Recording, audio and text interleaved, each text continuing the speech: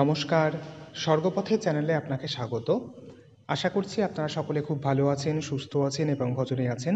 দিনটা ছিল ১৬ই নভেম্বর ২০২৪, শনিবার, বাংলার ৩০শে কার্তিক। আপনারা নিশ্চয়ই ভাবছেন কেন হঠাৎ করে আমাদের বাড়িতে প্যান্ডেল হচ্ছে বা এই সমস্ত সাউন্ড সিস্টেম আসছে।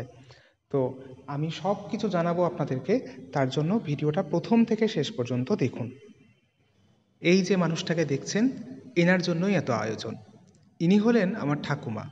আজ থেকে প্রায় ৪ বছর আগে এইরকমই একটা কার্তিক পুজোর সকালে উনি আনন্দলোকে গমন করেছিলেন।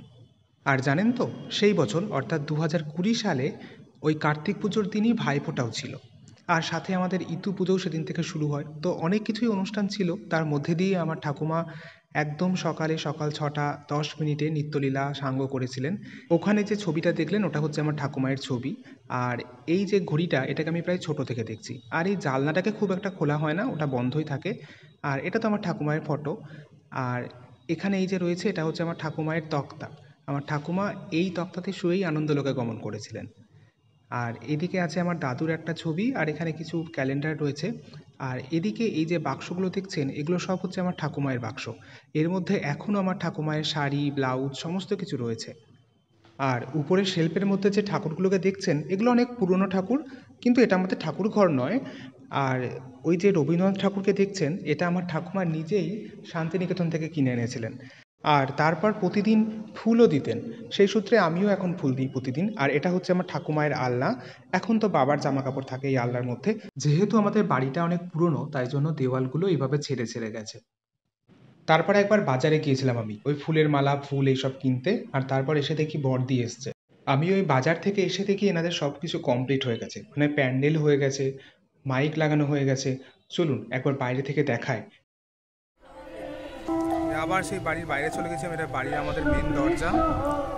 ওই যে মাইক বাজছে উপরে, এটা হচ্ছে একটা শিউলি গাছ। আর ভিতরে এই যে আমাদের এখানে প্যান্ডেল হয়েছে আমার ঠাকুমায়ের কাজের জন্য। যা যা হবে সমস্ত কিছু দেখাবো। আমাদের দোতলায়, এটা বুঝতে পারছেন নাকি জানি না, এটা হচ্ছে আমার দাদু আর ঠাকুমা, মানে অনেক আগেকার ছবি। আর এটা হচ্ছে আমার দিদা। এবার চলুন একবার ছাদে নিয়ে যাই। কিছু আমার গাছপত্র আছে, তুলসী গাছ। এই হরিনাম সংকীর্তন যে শোনাচ্ছি, আমাকে আবার কপিরাইট না দিয়ে। যাই হোক, যা করেন গোবিন্দ, সবই তার ইচ্ছা। আর এই যে চারদিকে 4টে মাইক লাগানো হয়েছে। তারপর ছাদ থেকে নেমে এসে ভাত খেলাম। আর শীতকালের দিন তো, 3:30 4টে বাজতে না বাজতেই দেখুন না, সূর্যটা প্রায় ডুবে গেছে। আর মা দেখলাম নিচেতে ব্যস্ত, তার জন্য আমি ছাদে গিয়েছিলাম ছাদ থেকে জামা কাপড়গুলো আনতে, না হলে আবার মায়ের দেরি হবে। এখন প্রায় 4টে বাজে, আর একটুখানি পরেই সন্ধ্যা হয়ে যাবে, তাই ছাদে দাঁড়িয়ে থাকলে হবে না, এবার নিচেই যেতে হবে। আর ওই যে দরজার উপরে আমার ভাই লাইট লাগাচ্ছে। নিচে এসে দেখলাম আমার 2 দিদি আর আমার ছোট ঠাকুমা বসে বসে গল্প করছে। আর ওই বিকেল 4টের দিকে আমাদের যারা রান্নার ঠাকুর তারা এসেছিলেন, ওনারা এসেই প্রথমে বোঁদে ভাজতে শুরু করেছেন। ইনি বোঁদের রস তৈরি করছেন, ওদিকে উনি বোঁদের সেই ব্যাটারটা রেডি করছেন। আর ওদিকে উনি আলুর দমের আলু কাটছেন। আর এদিকে এই যে আমার বাবা আর জেঠু, ওনারা এসেছিলেন 4টের দিকে। আমি ভাবি এত কিছু কাজ ওনারা কি করে করবেন। ও বাবা, তারপর দেখি কীর্তন শুরু হবার আগে ওনাদের আর্ধেক জিনিসপত্র, মানে রান্না সব কমপ্লিট, শুধুমাত্র লুচি কটা ভাজবেন বলে বসেছিলেন। আমাদের এই যে উঠোনেই আজকে কীর্তনটা হবে। আর ওই সাইডে তো রান্না হচ্ছে ওই চালাটায়। আর পিছনে আর একটা ঘর আছে অন্য একটা জেঠুর, ওই জেঠুর ঘরে আজকে সকলে বসে প্রসাদ পাবে। শাস্ত্রে বলা হয়েছে, অল্প ভাগ্যে হয় না গৃহে বৈষ্ণবের আগমন, অল্প ভাগ্যে হয় না গৃহে নাম সংকীর্তন। তো আমার গৌর গোবিন্দের কৃপায় আর আমার দাদু ঠাকুমায়ের আশীর্বাদে আমার বাবা আর জেঠুরা যখন এই আয়োজনটুকু করতে পেরেছে, তখন এটাকে কি আর বন্দি না করলে হয় বলুন। এই যে এদিকে বোঁদে ভাজা হচ্ছে। এই বোঁদে আমার খুব ফেভারিট একটা মিষ্টি। যখন আমি দেরাদুনে থাকতাম তখন ওরা রায়তার মধ্যে বোঁদে দিত। আমি তখন ভাবতাম এরা বোঁদেটাকে রসে না ডুবিয়ে কেন এইভাবে রায়তার মধ্যে ডুবিয়ে নষ্ট করে। এই বোঁদে আবার কিন্তু সবাই ভাজতে পারে না। কেউ কেউ একদম ভাতের মতো করে ফেলে। কিন্তু সেই বোঁদেগুলো আমার মোটেও ভালো লাগে না। একটু বেশ ঝুরঝুরে বোঁদে হলে সেগুলো আমার খেতে খুব দারুণ লাগে। সেদিন আমাদের খাওয়ার মেনু ছিল লুচি, আলুর দম, চানা পনির, চাটনি, মিষ্টি, বোঁদে আর পাঁপড়। শুধুমাত্র একটাই আফসোস, যার জন্য এত কিছু আয়োজন সেই মানুষটা কিন্তু আজকে নেই। আমি আর মা লকডাউনের সময়তে একবার বোঁদে ভাজার চেষ্টা করেছিলাম। বোঁদেগুলো হয়েও ছিল ভালো, কিন্তু এইরকম গোল গোল হয়নি। তো ওনার বোঁদে ভাজা হয়ে গেলে তারপরে আর এক কাকু দেখলাম ওই যে আলুর দমের ওই আলুগুলোকে রেডি করছে। আর এইদিকে আমার জেঠু, দিদিরা, আমার পিসি ওরা সবাই বসে বসে গল্প করছে। আর একটা জিনিস দেখবেন, আমরা সেই ছোটবেলায় বড় থেকে ছোট দাঁড়াতাম না, এই যে এখানে এটা হচ্ছে আমার মেজো জেঠু, তারপর সেজো জেঠু, আর তারপর হচ্ছে আমার বাবা। রান্না বান্না ঠিকঠাক হচ্ছে নাকি দেখছিল আর কি। আর ওদিকে তখন ওই ময়দা মাখা চলছে লুচির জন্য। আর সেদিন সন্ধ্যার জলখাবারে ছিল বেগনি, মুড়ি আর মিষ্টি আর বোঁদে। তো এখানে সেই বেগনি ভাজা হচ্ছে। আর ওদিকে তখন আপনার ওই আলুর দমটা প্রায় রেডি হয়ে এসছে। জানি না এটা ক্যামেরাতে কেন এত লাল লাগছে, কিন্তু আলুর দমটা খেতে সেদিন দারুণ হয়েছিল। আমি একটা জিনিস ভেবে অবাক হয়ে যাচ্ছিলাম, ওনারা 4টের সময়তে এসে এত কিছু কাজ কিভাবে ওনারা এত তাড়াতাড়ি করে ফেললেন। এই যে দেখুন, এখানে উনি এখন পনির কাটছেন, এই চানা পনিরটা হলেই ওনাদের আপাতত কাজ শেষ। আর অঘ্রাণ মাসের প্রথম দিনই মনে হয় বিয়ে ছিল, তাই জন্য না প্যান্ডেলটা পাওয়া যাচ্ছিল না। তারপর অনেক খোঁজাখুঁজির পর লাস্টে প্যান্ডেলটাকে পাওয়া গেছে।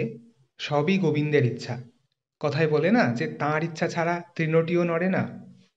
এই যে এদিকে এনাদের আলুর দম পুরো রেডি হয়ে গেছে, আর এদিকে এই কাকু তো তখনও বেগনি ভাজছিল, আর বেগনি ভাজা হয়ে গেলে তারপর উনি পনিরগুলোকে ভাজছিলেন। আর ওইদিকে আর একটা উনুনে তখন ওই পনিরের মশলা কষানো চলছিল। আর চানাটা তো আগেই সিদ্ধ হয়ে রয়েছে। যাই হোক, আমার এখন অনেক বড় একটা কাজ হচ্ছে, আমার গোপালদেরকে সাজাতে হবে। ওনাদেরকে আর আমি কি সাজাবো, ওনারা যেমন সাজবেন তেমনভাবেই আমি সাজাবো, এই আর কি। আর এখানে দেখুন, আমার ঠাকুমাকে আমি একটা চেয়ারে বসিয়ে দিয়েছিলাম, আর গলাতে একটু মালা, একটু ফুল দিয়ে সাজানোর চেষ্টা করেছিলাম মাত্র। 4টে বছর পেরিয়ে গেল, তবু এই মানুষটাকে একটা দিনের জন্যও ভুলতে পারিনি। দাদু ঠাকমা তো ভোলার জিনিস নয়ও বলুন। আর এই যে এখানে আমার গোপালদেরকে দেখুন, আমি ভেবেছিলাম একটা হলুদ বস্ত্র পরাবো, কিন্তু ওনারা পরলেন নীল বস্ত্র। কিন্তু আমার কথা অনুযায়ী হলুদ রঙের পাগড়িটা পরেছিলেন। আর এই যে এটা হচ্ছে আমাদের তুলসী মঞ্চ, তুলসী মঞ্চের সামনে ওখানে জল, পানের খিলি, মিষ্টি, এইভাবে একটা সিধে দিতে হয়, সিধে, তারপরে হচ্ছে বাতাসা, ফল কুচিয়ে, কিছু পুষ্প, তারপরে হচ্ছে ধূপ, দ্বীপ, প্রদীপ, মোমবাতি, এই সমস্ত কিছু জ্বেলে দিয়েছিলাম। আর এদিকে আমার ঠাকুমায়ের চেয়ারের দুই পাশে দুটো মোমবাতি, দুটো ফুলদানিতে দুটো ফুল, এই সমস্ত দিয়ে সাজিয়েছিলাম। এই সব করতে করতে দেখলাম হরিনাম শুরুও হয়ে গেল। আমাদের এদিকে একটা নিয়ম আছে জানেন তো, হরিনাম বাড়িতে আসলে এইভাবে পায়ে জল দিয়ে দিতে হয়। তো এখানে আমার মা এই যে জল দিয়ে দিল, তারপর প্রণাম করছে। এইবার ওনারা কীর্তন শুরু করবেন, একটুখানি শুনুন, আশা করি ভালো লাগবে, তারপরে আবার আমি ফিরে আসবো। जय गुरु गौरांग राधा गोविंद ब्रह्मा नारायण हरे कृष्ण हरे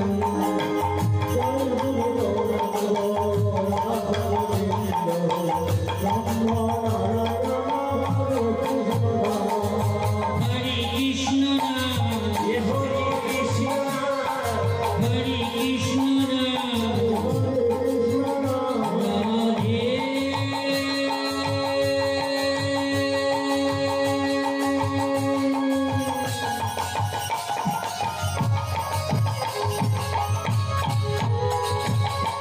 कृष्ण गोविंद मधुसूदन राम नारायण हरे जय जय राधे कृष्ण गोविंद मधुसूदन हरे कृष्ण। তখন সবে উনি গৌরচন্দ্রিকা করছিলেন। আর এখানে যারা যারা আছে তারা সবাই হচ্ছে আমার বাড়িরই লোকজন, মানে আমার মা, মাসি, মেজো মা, দিদিরা, বৌদিরা, ভাগ্নি, এরাই সবাই রয়েছে, আমার বাবা, জেঠু, তারপর কিছু আত্মীয় স্বজনও রয়েছে। আর 7টার দিক থেকে কীর্তনটা শুরু হয়েছিল। ওই 8টার দিক থেকে কিছু লোকজন আসা শুরু করেছিল, আর তারপর পুরো এই জায়গাটা পুরো ভরে গিয়েছিল। আর যিনি কীর্তন পরিবেশন করছেন ওনার নাম ছিল ডক্টর বিদ্যাসাগর মণ্ডল। খুব সুন্দর উনি কীর্তন পরিবেশন করেছেন। সেদিন উনি যে লীলা কীর্তনটি পরিবেশন করেছিলেন তার নাম হলো শ্রীমতী রাধারানীর মানভঞ্জন। আর আমার ঠাকুমায়ের যেদিন শ্রাদ্ধ হয়েছিল সেই তখন উনি করেছিলেন হচ্ছে নৌকা বিলাস। সেই ভিডিও কিছু কিছু আমার কাছে রয়েছে। আর এই মানভঞ্জন লীলারও সম্পূর্ণ ভিডিও আমি করতে পারিনি, কারণ বাড়িতে কিছু কিছু কাজও ছিল। তবে ওই টুকরো টুকরো কিছু জুড়ে জুড়ে একটা ভিডিও বানিয়েছি, সেটা আমি ইউটিউবে আপলোড করেছি। আপনারা কিছুদিনের মধ্যেই সেটা দেখতে পাবেন। আর এই যে ওদিকে কীর্তন হচ্ছিল, আর এদিকে লুচি ভাজা শুরু হয়ে গিয়েছিল। এই যে কাকুরা লুচিটা গরম গরম ভেজে পরিবেশন করবেন বলে সাথে সাথে ভাজছিল, আর আমাদের খাওয়া দাওয়া ওদিকে শুরু হয়েছিল। লুচিগুলোও খুব সুন্দর হয়েছিল, খুব নরম। আর এই যে এদিকে কীর্তন হচ্ছে, তারপর একবার উপরে গিয়েছিলাম একটা কি জিনিস আনতে, কিন্তু আমি এই ভিডিওটাকে অফ করিনি, কারণ ভাবছিলাম যে পুরোটাই করব, কিন্তু তারপর দেখলাম যে না, এতটা ভিডিও করা সম্ভব নয়। আর তারপর আমাদের খাওয়া দাওয়া দিকে শুরু হয়ে গিয়েছিল, কারণ আমাদের গোটা পাড়ার লোক নিমন্ত্রিত ছিল। তো আর শীতকালের দিন 8:30 9টা মানে অনেকটাই রাত, তাই জন্য ওদিকে খাওয়া দাওয়া শুরু হয়ে গেছিলো, কিন্তু সেই খাওয়া দাওয়ার কোনো ভিডিও আমার কাছে নেই। আমি করেছিলাম কিন্তু ক্লিপসটাকে আমি ডিলিট করে ফেলেছি। আর একটা জিনিস দেখবেন, দাঁড়ান দেখাই। এই যে রাস পূর্ণিমার চাঁদ, 15ই নভেম্বর ছিল রাস পূর্ণিমা, কিন্তু 16ই নভেম্বরেও চাঁদটা তখন জল করছিল। আর একটা জিনিস দাঁড়ান দেখায়, এই ছাদ থেকে আমাদের শিউলি গাছটাকে একবার দেখায়। শিউলি গাছটা একদম পুরো ফুলে ভরে রয়েছে। যাই হোক, চলুন এবার নিচেই যাই, দেখি কীর্তনটা কতটা কি হলো।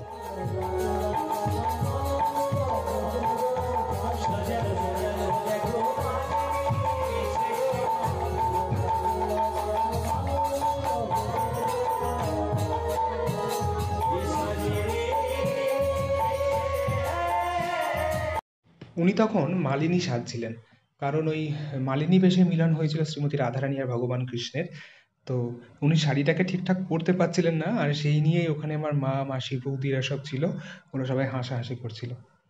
ভিডিওটা অলরেডি অনেকটা বড় হয়ে গেছে, আর পুরোটা অংশ জুড়তে গেলে ভিডিওটা অনেকটা বড় হয়ে যাবে, তাই জন্য আমি এটাকে আরেকটা পার্টে ভেঙে দিয়েছি। এই মালিনী বেশে মিলন এই লাস্ট পার্টটুকু আমি আরেকটা ভিডিও করে চ্যানেলে আপলোড করেছি, সেটাকে খুব তাড়াতাড়ি আপনারা দেখতে পাবেন, ওখান থেকে ভিডিওটাকে দেখে নেবেন।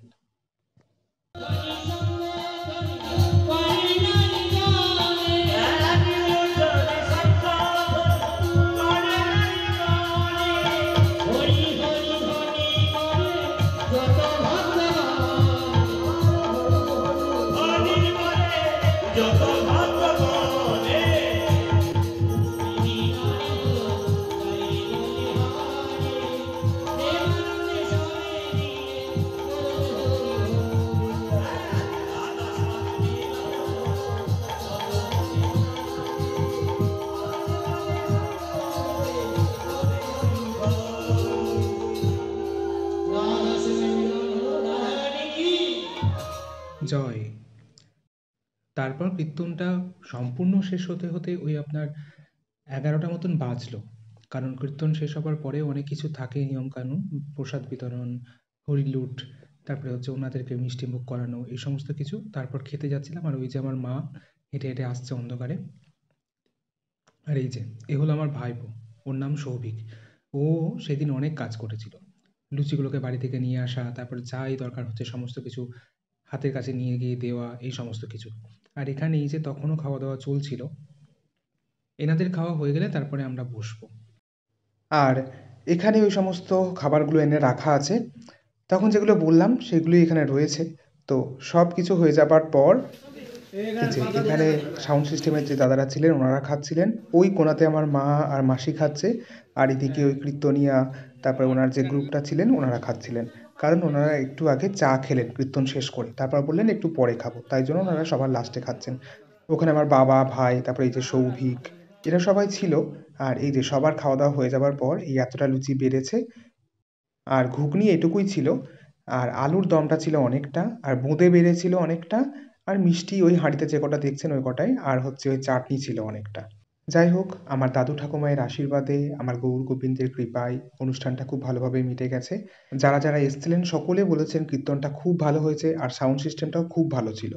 আর এই যে এই উঠোনটাকে দেখুন, কয়েক ঘন্টা আগে এই উঠোনটা ভর্তি লোক ছিল, কত আলো ছিল, আর এখন সেই সমস্ত আলোও নিভে গেছে, উঠোনটা পুরো ফাঁকায় পড়ে আছে। এই ঘটনাগুলোই বোধহয় আমাদেরকে মনে করিয়ে দেয় যে জীবন খুব ক্ষণস্থায়ী। সংসারের এই রঙ্গমঞ্চে আমরা সবাই আমার আমার আমার আমার করে সমস্ত কিছু আঁকলে রাখি বটে, কিন্তু আমরা কেউ ভেবে দেখি না যে আমাদেরও সময় আসবে, আমাদেরকেও ঠিক এই রকমভাবেই জায়গা ছেড়ে দিয়ে চলে যেতে হবে নতুনদের জন্য। যাই হোক, আমার আজকের ভিডিওটা এইটুকুই। ভিডিওটি আপনাদের কেমন লাগলো অবশ্যই জানাবেন। ভালো লাগলে প্লিজ লাইক, কমেন্ট এবং শেয়ার করবেন। আর আপনি যদি এই চ্যানেলের নতুন দর্শক হয়ে থাকেন তাহলে প্লিজ প্লিজ প্লিজ চ্যানেলটা সাবস্ক্রাইব করুন এবং পাশে থাকা বেল আইকনটি প্রেস করুন এই ধরনের আরও ভিডিও দেখার জন্য। আর আপনার মূল্যবান সময় ব্যয় করে আমার আজকের ভিডিওটা দেখার জন্য আমি সত্যিই আপনার কাছে কৃতজ্ঞ।